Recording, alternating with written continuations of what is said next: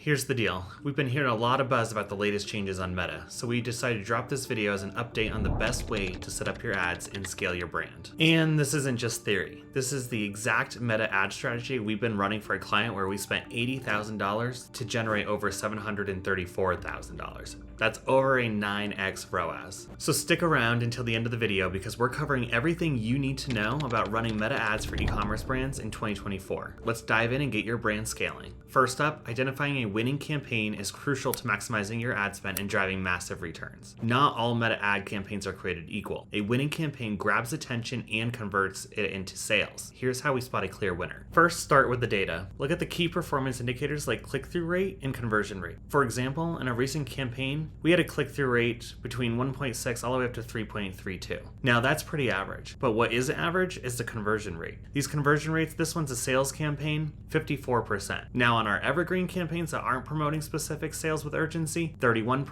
26%, 16%. These are all killer and way above industry average. That's strong audience engagement and a killer conversion strategy. But aside from that, we want to analyze the return on ad spend. How much revenue are you generating for every dollar spent? A winning campaign means your ROAS is sky high. Spending $10,000 to generate $100,000, giving you a 10x ROAS, that's what I'm talking about. For example, looking at our ROAS for these campaigns, our sales campaign was over 10 ROAS. Even our evergreen campaign actually outperformed our sales campaign with over 11 ROAS, and some of our other campaigns are over 8 and over 5. Overall, our ad account for this time period was over 9 ROAS for the 30-day period. That is way above industry average. Now, once you do have a winning campaign, you got to understand why it worked. Dive deep into what made the campaign successful. Was it the eye-catching visuals, the persuasive ad copy, or the spot-on targeting? Figure out what clicked and replicate that magic. Compare and contrast against your baseline from previous campaigns. This helps you recognize a winner by comparing current campaigns against past performance. Here's what a winning dashboard looks like. High engagement rates and killer conversion metrics like we were looking at before. And this is within a 30-day period. This is the kind of revenue that's being brought in by these ads. Not only that, you can see that our reach is reaching over 1 million people during this 30-day period. And our cost per 1,000 impressions is way below average. This is the kind of data that shows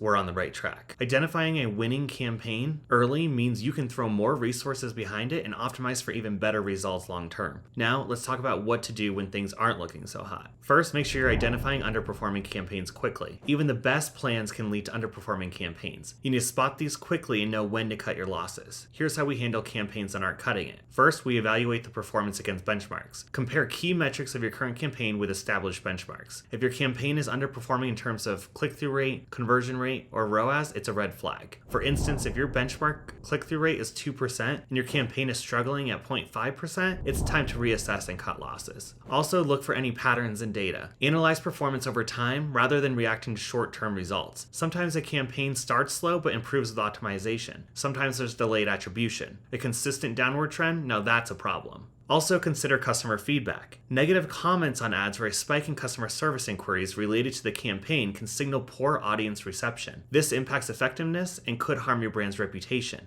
Meta also doesn't like when customers or potential buyers are having a bad time on their platform, and they will penalize you. Lastly, assess ad fatigue. High initial engagement dropping off quickly over time, you might be facing ad fatigue. Your audience has seen your ad too many times and it's lost its impact. Here's an example of an ad campaign we had to pull back. Look at the drop in website purchases and the double increase in the cost per purchase. That's unsustainable. When a campaign isn't working, you need to act fast. Pause the campaign. Don't let it keep draining your budget. Pausing lets you reevaluate and re-strategize without wasting more money. Analyze what went wrong. Was it the targeting, the creative, the offer? Pinpoint the issue to prevent it from happening again. And then optimize or pivot. Make the necessary adjustments based on your analysis. Sometimes a small tweak in targeting or refreshing the creative can turn things around. If not, use the insights for your next campaign strategy. By effectively managing your ad spend and not wasting good money on bad campaigns, you maintain a healthier marketing budget and improve overall campaign performance. Cutting losses on underperforming campaigns is as important as scaling winning ones. It ensures you're not wasting resources and keeps your marketing efforts lean and impactful. Next, I'll show you exactly how to set up your ads to maximize chances for success, so you won't have to pull them back often. All right, let's dive into the nitty-gritty of setting up your meta ads. This is where you take everything you've learned and put it into action to ensure your campaigns have the best foundation for success. Follow these steps to get it right from the start. First, choose your objective. Head over to Ads Manager. This is your control center center for all advertising activities on Facebook and Instagram. Start by selecting the campaign objective that aligns with your goal. For e-commerce, sales is usually the most suitable because it focuses on encouraging people to complete valuable actions like purchasing a product. Click on Create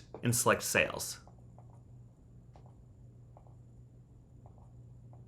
Now, once you start creating the campaign, you can name it, decide whether you want to use a catalog or not, and then you'll hit Next. Now we're at the ad set. Name your ad set here, and now you're going to decide on your budget and how you want to spend it. You can choose a daily budget or a lifetime budget for the campaign. Setting a schedule is also crucial, especially if you're running a sale that ends at a specific day and time. Decide when you want your ads to start and stop running. Next, scroll down and choose more options so that you can edit your audience. Here you can choose the age, gender, and if we choose to manual setup, we can even choose detailed targeting. For instance, if you're selling wellness products, you will probably want to target health and wellness. So go ahead and type health and wellness into the detailed targeting section. Continue to scroll down to placements. By default, Advantage Plus placements with everything selected is turned on. Go ahead and hit more options and you can edit the placements. Here, you can choose whether you want it to run on just desktop, mobile, or both. Then you can go through and actually choose your individual placements, whether that's feed, profiles, stories, reels, and more. These are things that you'll want to test to see where your ads convert the best. When you're done choosing your placements, go ahead and hit Next, and this brings you to the ad screen.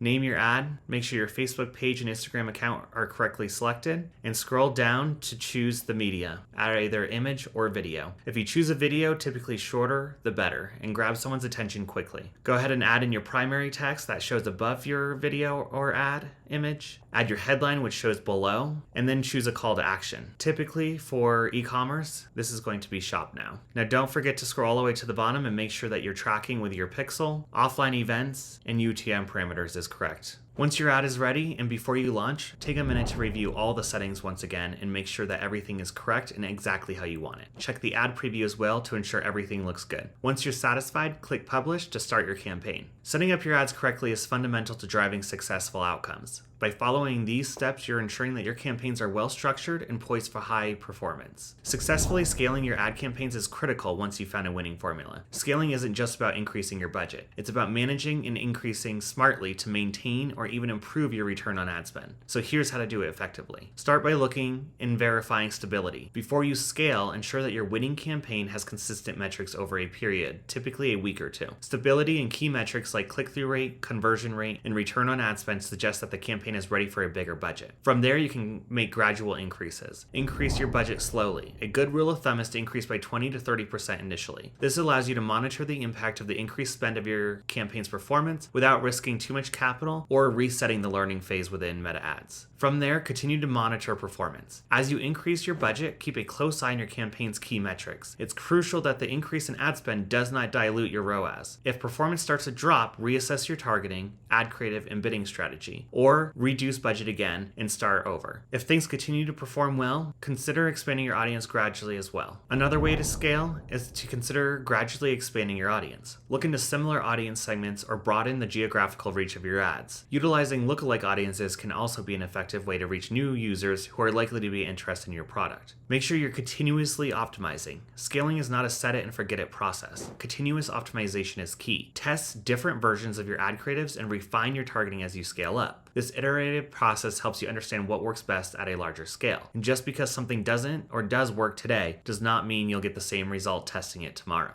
As your spend increases, leveraging advanced bidding strategies can help manage your expenditure efficiently. Consider switching to manual bidding to have better control over how much you're paying for each action, such as purchases. Scaling your ad spend is an exciting phase. It means you're seeing success and you are ready to amplify that success to achieve greater results. Remember, the key to scale is to do it wisely, not just quickly. Next, we'll take a look at the results you can expect once you've effectively scaled your campaigns. Once you've scaled your ad campaigns like a pro, now it's time to look at the results and see the impact of all that hard work. This is where the rubber meets the road. Let's break down what you expect once you've successfully scaled your ad spend. Scaling isn't just about throwing more money into the mix, it's about spending smarter. The final results should show not only increased sales, but also better efficiency in your ad spend. First off, you'll see a significant boost in sales and revenue. For example, in this campaign that we were scaling, we started at $100 a day day, and during this time period, we got it up to $1,000 a day. Their website purchases went up 46%, while purchase ROAS went up 52%. ROAS for this campaign was over 12 for that time period. These numbers aren't just bigger, they're better because they keep efficiency high even as you scale. Scaling your campaigns also means more eyeballs on your brand. More ad impressions means more people recognizing and remembering your brand. This increased awareness pays off long-term, boosting future marketing efforts. Larger campaigns also means more data. This data is gold. It gives you deeper insights into customers' behavior, preferences, and areas of optimization. Every interaction helps you refine your future strategies. As you reach more people, you naturally expand your customer base. This doesn't just mean more sales, it means more repeat customers if your product and follow-up marketing are on point as well. Now, hitting those killer results is awesome, but you've got to keep your ad account in good standing. Facebook's got strict policies, and if you slip up, you risk getting your ad account, Facebook page, or both banned. Here's how to stay compliant and protect your account. Because keeping your Facebook account active isn't just about following the rules. It's about understanding what the platform expects and ensuring a positive user experience. Here's that playbook. First, know the rules. Facebook's advertising policies should become your Bible. They're updated regularly, so keep up. These guidelines cover everything from restricted content to audience targeting practices and using personal data, but they don't reveal everything. So keep track of what's working and not working for you personally in your ad account. Make sure all of your ad creatives, including images and videos, comply with Facebook standards. Avoid prohibited content like sensationalism, misleading claims, or anything offensive. Always use high-res images and clear, professional videos. Pay close attention to how users interact with your ads. High negative feedback or reporting of your ads, like people hiding your ads, can flag your account for review. If you see a trend in negative reactions, adjust your strategy immediately. Regularly review and conduct regular audits of your ad account. This helps catch potential issues before they become problems. Check your ads performance not just for effectiveness, but also for compliance with Facebook's evolving policies. Now, lastly, be cautious with automated tools and bots. While automation can help scale your efforts, misuse of automated tools and bots can lead to bans. Use these tools wisely and within Facebook's guidelines. Keeping your Facebook ad account in good health is just as critical as scaling your ads. By following these practices, you ensure your account stays active, allowing you to continue reaching your audience effectively. Remember, a compliant ad strategy is a sustainable ad strategy. Alright, now you're armed with the knowledge to set up, scale, and protect your meta ads like a pro. And that's our step-by-step blueprint for setting up and running meta ads in 2024. But hey, to successfully scale your e-commerce store, you've got to know more than just meta ads. You need to master ads on other platforms and marketing channels too. One of our personal favorites and one we've seen killer success with is Google Ads. If you want to learn how to run Google Ads, click the video here. It's a step-by-step guide on how our team runs Google Ads that have generated over $5 million in revenue year to date so far for just one of our clients. By the way, if you want a team of experts to help your e-commerce brand with not just Google Ads but everything related to e-commerce growth, click the first link in the description to book a call with us now.